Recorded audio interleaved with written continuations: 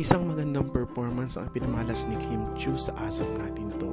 Agad namang nag-tweet ang mga tagahanga dahil napakaganda ng kanyang performance. Bukod pa sa pinagpiestahan ng mga avid viewers at mga fanatic ni Kim Chiu ay ang pangtutukso ni Robby Domingo kay Kim Chiu na kung saan marami siyang binitawang salita. Bukod pa sa panunukso ay binati rin niya si Kim Chiu dahil proud na proud siya sa kaibigan. Laman ng pagbati ni Robby kay Kim Chiu ay mga salitang she's living her best days of her life dahil na nga naman napakaganda ng success ni Kim Chiu pagpasok pa lang ng 2024. Sabi naman ni Kim Chiu, madami po pong pwedeng i-look forward this year.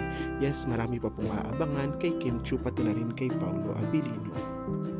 Pero ang ikinagulat ng mga fans ay biglang biro ni Robby na andito si Paolo ngayon sabay turo kay Kim Chiu.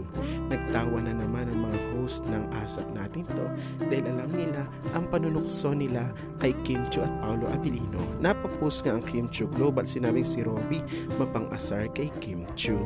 Well, marami naman talaga ang patuloy na kinikilig at sumusubaybay sa phenomenal love team ng ating bansa sa sina Kim Chiu at Paolo. Actually, dito ngayon si Paolo. Napansin Si Paolo. Saan?